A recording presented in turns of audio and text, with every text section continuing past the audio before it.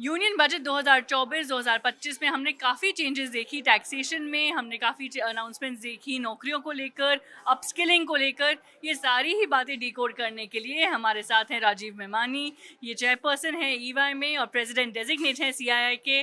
बहुत धन्यवाद आपके समय के लिए। सबसे पहले तो टैक्सेशन को लेकर जो सारी ही चेंजेस वित्त मंत्री ने अनाउंस करी हैं, फाइनेंस मिनिस्टर ने अनाउंस करी हैं यूनियन बजट 2024-2025 में, क्या ये एक्सपेक्टेड लाइंस पर थी? आपका क्या ख्याल है?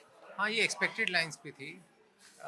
ये कैपिटल गेन्स पे सबसे ज़्यादा लोगों को फ़र्क पड़ा है। वो एक्सपेक्टेड लाइंस पे थी कि लोगों को लग रहा था सिंप्लीफिकेशन करना चाहिए। सबको लग रहा था कि शेयर्स के जो लिस्टेड कंपनी के शेयर्स हैं उनके टैक्स रेट्स में थोड़ा फ़र्क पड़ेगा, जो फ़र्क पड़ा है। तो लोगों को ये, मैं ये तो नहीं कह सकता उम्मीद थी, पर लोगों को ये डर था कि शायद ये होगा, तो वो हुआ है। दूसरा ये है कि लैंड से रिलेटेड था। पहले कैपिटल गेन्स लैंड में 20% था रेट, वो उन्होंने 12.5% कर दिया है। पर जो इंडेक्सेशन का बेनिफिट मिलता था, जो लोग लैंड लंबा होल्ड करते थे, जो काफ़ी सिग्निफिकेंट बेनिफिट था, वो काफ़ी कम किया है, वो हटा दिया है।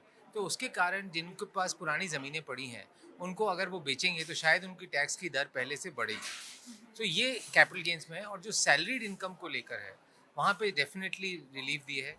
खासकर अगर आप न्यू टैक्स रिजीम में हैं तो आपको 17,500 रुपये तक का बेनिफिट मिलेगा। और अगर आप जो एनपीएस स्कीम है, जो नई प्रोविडेंट फंड की स्कीम है, अगर उससे आप जुड़े हुए हैं तो जो पहले 10% कॉन्ट्रीब्यूशन पे रिलीफ मिलता था, उन्होंने वो 14% कर दिया है, तो वो भी अच्छा है। जी बिल्कुल, लेकिन अब जब हम देख रहे थे कि वित्त मंत्री ने अपनी स्पीच स्टार्ट करी तो सबसे पहला फोकस नौकरियों को लेकर था, अपस्किलिंग को लेकर था, वुमेन एम्पावरमेंट, महिला जो हैं वर्क फोर्स में ज़्यादा आ रही हैं, उनके लिए कैसे तरीके जो हैं, थोड़े से पॉलिसीज़ चेंजेस आ सकते हैं, जो कंपनियां क्या इम्प्लीमेंट कर सकती हैं ताकि कि वर्क फोर्स जो है अपस्किल भी हो और नौकरियां जो हैं हमारी सोसाइटी में उन्हीं सेक्टर्स में जहाँ पे ज़रूरत है बढ़ते भी जाए, तो उस पर आपका क्या ख्याल है? डेफिनेटली बजट का जो मेरे को लगेगा सबसे अच्छा फोकस रहा है और इतना रेडिकल स्टेप्स लिए हैं, वो जॉब्स को लेकर है। जो न्यू कॉलेज से जो बच्चे निकल रहे हैं, उनको जो जॉब्स मिलने में तकलीफ मिल रही है, तो गवर्नमेंट ने अपनी तरफ से काफ़ी इंसेंटिव दिया है। बिना ज़्यादा बाधाएं लगाए हुए काफ़ी इंसेंटिव दिया है कि आप अगर फॉर्मल सेक्टर में जॉब्स क्रिएट कर रहे हैं तो आपको काफ़ी रिलीफ मिलेगा, तो वो बड़ा अच्छा काम किया है। और दूसरा ये भी है कि आप नए को नहीं लें, अगर आप पुराने को भी ले रहे हैं और उनकी सैलरी 1 लाख रुपए की लिमिट में, तो उनको भी काफ़ी बेनिफिट दिया है, तो वो भी बड़ा अच्छा है।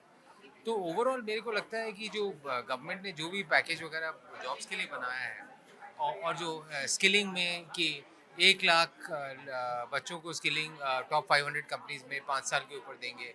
अगर आप माने 20,000 हर को नए बच्चों को स्किलिंग की अपॉर्चुनिटी मिलेगी, वो भी बहुत अच्छी बात है कि अच्छी अच्छी बड़ी बड़ी कंपनियों में उनको अगर मिल जाता है शुरू में अपॉर्चुनिटी, तो करियर बन जाता है। तो ये सब चीज़ें जो गवर्नमेंट ने की है, बिना फिस्कल डेफिसिट पे मैक्रो इकोनॉमिक स्टेबिलिटी में फोकस करके, फिस्कल डेफिसिट रखकर, कंजर्वेटिव बजट रखकर, उन्होंने जो जो इम्पोर्टेंट चीज़ें हैं उसमें बहुत अच्छा फोकस किया है। और इसका फ़ायदा कई यंग बच्चों को, लड़कों को, लड़कियों को मिलना चाहिए। जी बिल्कुल, बहुत धन्यवाद आपके समय के लिए और हमारे साथ जॉब्स को लेकर, अपस्किलिंग पर लेकर और जैसे कि आपने कहा टैक्सेशन पर लेकर आपने हमारे साथ बातचीत करी, डिकोड किया हमारे दर्शकों के लिए। बहुत धन्यवाद।